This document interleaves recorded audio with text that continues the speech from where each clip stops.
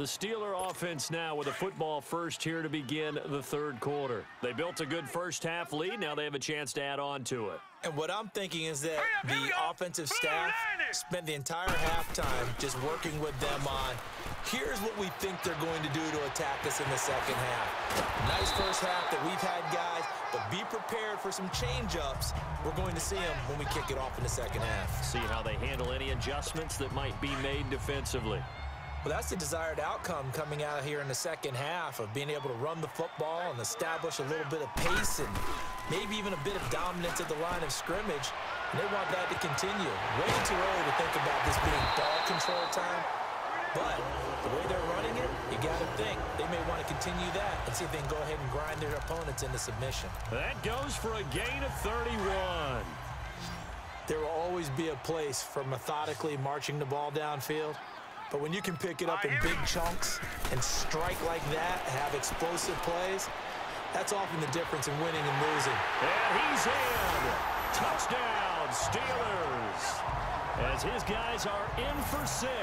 And this Steelers offense is running away with this one. Great corner route there. Not only able to catch it, turn it upfield, and get into the end zone. It usually involves a little bit of an extra move, doesn't it? You've got to get them thinking that you're moving to the middle of the field and you're breaking away to that corner. Boy, that was well executed. Elliott now to kick this one away. This fielded a few yards into the end zone. And the decision to bring it out will cost him about 5 yards as he'll get this only back to the 20. So here's the Chiefs offense ready for their first reps in half number 2. They're down in this game. A chance for the offense, though, to put something on the board, get some momentum here in half 2. Try and get things kick-started for them. And you know at the half, they discussed how they were going to get that done. This is where scripting comes into play a lot of the time. How many plays do you script coming out of the second? Most of the time in the first half, you're scripting 12 to 16. I think in the second half, you're really scripting more like 8 to 10. Kind of a starter or an opener, whatever terminology they use. Just something to get you off to a quick start. On first down, he'll drop to throw. And he will find his man on the end route. Complete.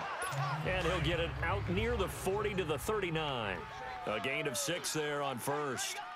Partner, it's a lot of fun watching the NFL now, isn't it? Because when the big fella runs routes, it used to be when we were kids, he'd run about 3 different routes, and that was it. Now he can run anything and catch the balls we just saw there. Oftentimes when you're not winning at the point of attack for an offensive line, maybe they're getting out physical, spread things out a little bit, make it more of a one-on-one blocking scheme. Then you don't have to win it physically. You just have to win it by position. That may open things up for your running backs. Now a third down throw, but it misses the target. Incomplete. Here's the Chiefs punter now. He's been one of their few bright spots so far. Oh, he's going to go ahead and field it from the 3-yard line.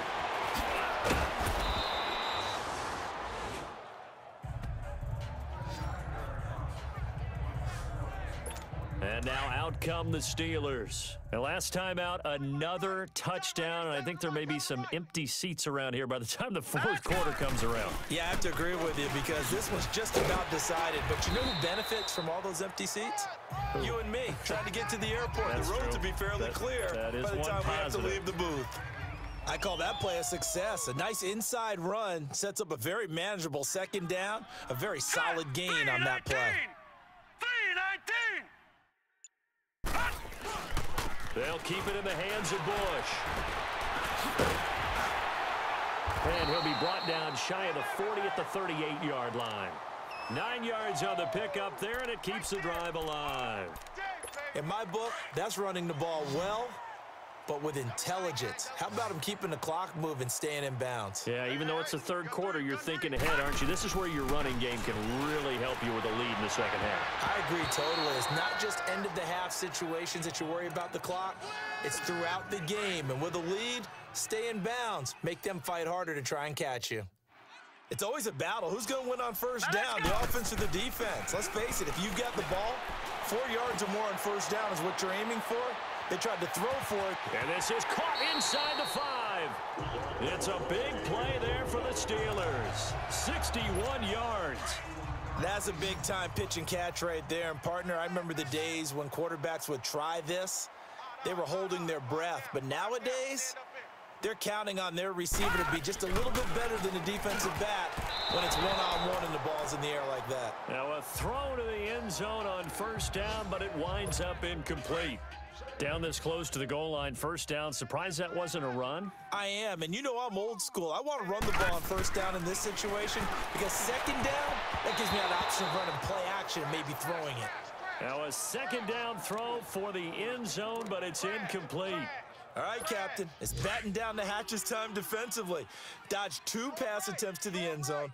Now what do you think they're going to try and dial up on 3rd and goal? Well, knowing them and knowing what we just seen, I think they're throwing it again. And caught in the end zone. Touchdown, Steelers. In for the score. And the Steelers offense, they continue to pour it on. And this is obviously quite a performance. And most of the time when we talk about someone putting a team on their back, I think we're talking about a guy who runs the football. In this case, it's a guy out wide catching it, and he's done exactly that, truly leading his team right now towards victory. 3 touchdown catches. He's been the headliner.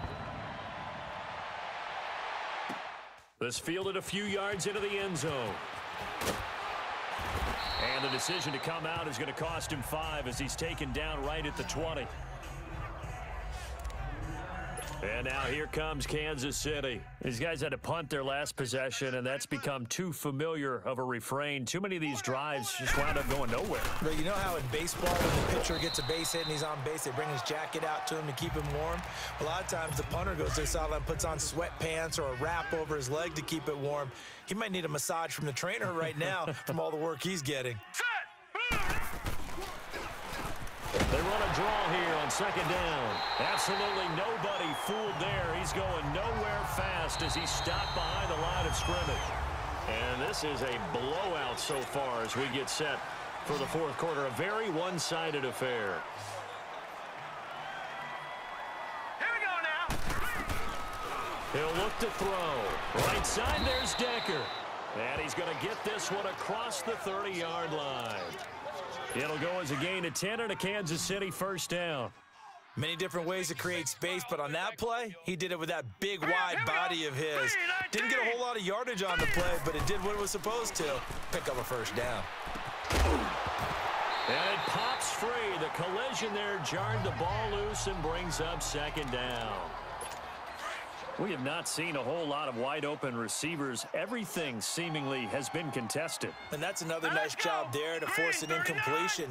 They've been very cohesive, knowing each other's moves all game long, and they've been on the spot just about every time. And they've held them in check on the scoreboard. Call it a 3-yard gain, and that'll make it 3rd down.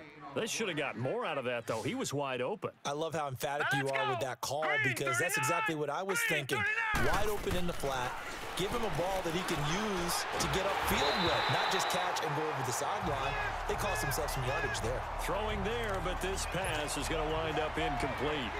Well, the pressure, the hits, the sacks have been coming at him all game long. I'm frankly surprised that they haven't found a solution yet to create more time for him to throw it or maybe change what they do on offense. And that's one of the biggest differences in this game and why they're losing right now. A good return there, 17 yards. And the Steelers will go on offense here, 1st and 10. Pittsburgh's offense now heading back out onto the field. And this game comfortably in hand. The scoreboard speaks for itself, but you still got your starting quarterback out there. When do you go to the backup? Let him get some time. And that's one of the great questions in the NFL, Brandon, because I'm just going to tell you, in the 2015 season, I commentated on 3 games in a row that were blowouts. And in none of them did the starting quarterback ever come out of the game for the team that had a big lead. And in each instance, I asked the coaches later on, why didn't you do that? And they all looked at me and said, just don't really do that in the NFL. You know, these guys play, and we just play them all the way through. Now, in certain situations, they will take them out, but for the most part, they're not as worried and concerned about getting them out of the game, and that's always puzzled me a little bit. Bottom line, they want to keep this clock rolling, so they'll take that one right there. They just want to keep falling forward, and they won't put the onus on the big fellas up front in order to bring this one home. And nothing doing. He's immediately taken down at the line of scrimmage. No gain on the play there, so they're left with a 3rd down and 6. I know the scouting report on him is that he doesn't possess the eye discipline to be an elite linebacker, and what that means is his ability to read, react, and make a play. But on that one, he looked like one of those guys. And he's going to have the first down at about the 38. It's a 7-yard gain there, and it's good enough to move the chains. Brandon, when a defense just simply can't get off the field on third down, and we all know how important that down is for both sides of the ball, you often feel like you're just a step behind whatever they're doing offensively. And one of the differences in this game, no doubt, third down conversion, and that is going to be a story they'll talk about after this one. Oh, that's one to warm the hearts of all those old-school football players, isn't it? Tough, hard, gritty run, got behind his pads, bowled over a few people. Look at that one, right up the gut. So up through 3 quarters, no reason to lighten up now. Hey, we got 3. Now they'll switch it up here and look to throw. And this will be caught. And the carnage continues. It's another touchdown. And, my friend, I think it's safe to say that this game is pretty much deceased at this point. It's taken a knee, so to speak. It is definitely this victory formation. Take the snap, take the knee, call it a night, call it a game, call it whatever. I agree with you totally. I don't think there's much left to get except for those who want to run up the score. I knew this was over about a minute ago when you took your stat sheet and just flipped it over your shoulder in the trash can. Yeah, that's similar to the guys cutting tape off right before the game's over. We know this thing's done. And no run back here. This will be a touchback, and it comes out to the 25-yard line. Now the Chiefs offense, they get ready to head on the field. They've lost this one. Their offense has struggled.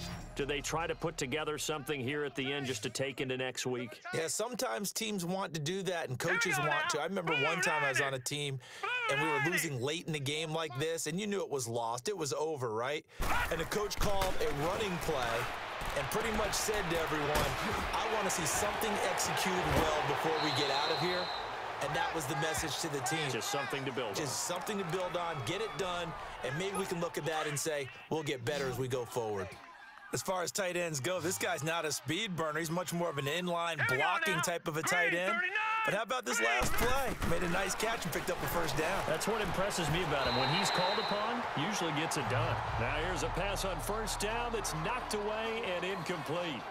He started out having some troubles back in the first half connecting with his receivers. Really hasn't gotten a whole lot better. Yeah, he's at less than 50%, and you and I both know that just won't do. So I would think about spreading things out, putting it on the receivers, make them win those one-on-one battles on the perimeter and find their way open. And his throw's going to be incomplete. I know our vantage point might be a little bit better way up here, but that looked like an ill-advised throw to me. I didn't see anything open. And this play just didn't look right from the beginning. It did not. I thought he might get outside and just chuck it away. Dangerous pass, incomplete. Now a desperation into heavy traffic, and it's intercepted. Picked off at the 22. And a big turnover there as his guys will get the football back.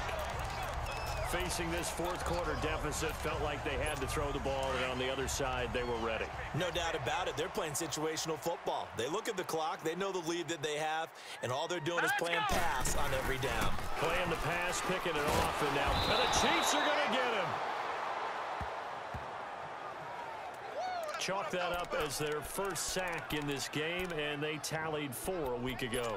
And probably not as much exultation in that sack as what took us so long. Because when you get 4 the previous week, you're counting on continuing that momentum. They didn't get that done in the first half of the game. Let's see now if they start to bring even more exotic pressure towards the quarterback. Going for the deep ball. And got his man complete. And they work this well upfield across the 45. And that one results in 35 yards. Well, go ahead and throw the ball, man. You got the big lead. You got the clock on your side.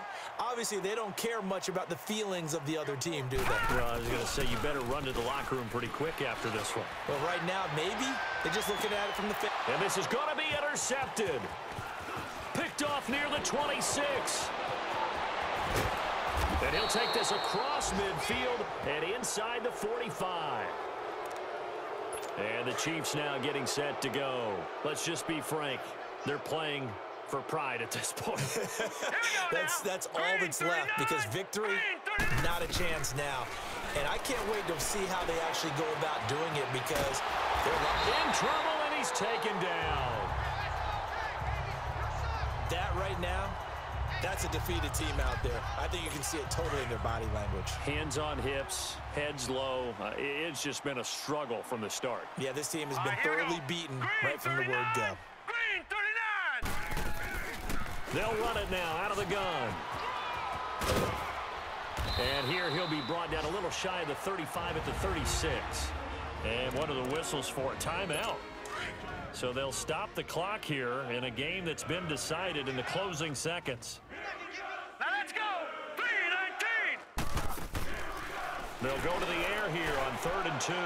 He's going to let it fly. And that will be incomplete. They were going for a consolation TD, but it was not to be. And time has run out now on this game. Well, Charles, the forecast called for rain throughout the entire game, and we got rain throughout the entire game. But these two teams, they had fun getting dirty out there. They love the slop. Did you trust the forecast ahead of time? Are you one of those guys that's skeptical about it, or did you trust it? But when I saw just a big blob of green on the radar, I said, okay, let's trust. Yeah, and that's why I'm glad you took my advice. Got your notes laminated, because, you know, open air booth, that rain can affect us as well, although not as much as the guys on the field. But let's face it, it's kind of fun to watch these types of games, isn't it? It is. By the way, how impressive is it that you travel with a laminator? I didn't even know there was a portable laminator. The things that you learn. Golly, wise beyond his years. So for the Steelers, they remain as hot as anyone at 6-0 now through the first month and a half. And they'll get another home date next week as the Browns will come to town. 202 receiving yards for James Rutledge. They'll fall to 1-4 with a 125 for loss. Strick And they will get a Eason, home date next 7 week for against Bush, the Los Angeles Chargers. 12 for Stuttgarts, 12 for Denver.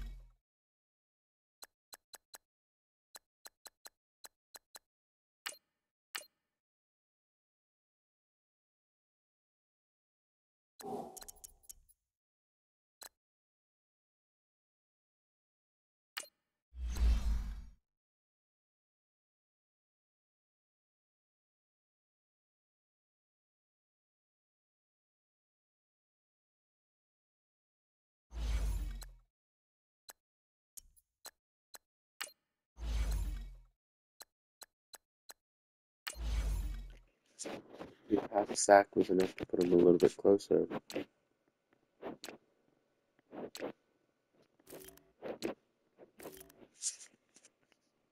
Nope, not quite.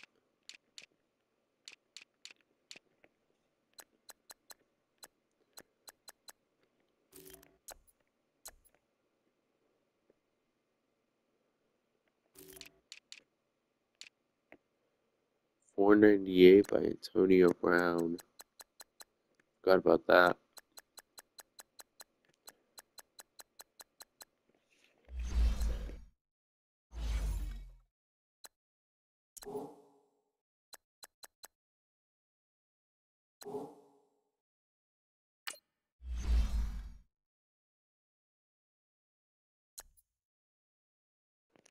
Six tackles and 2 interceptions. Okay, that explains why 2 interceptions and a forced fumble didn't get the Defensive Player of the Week last week.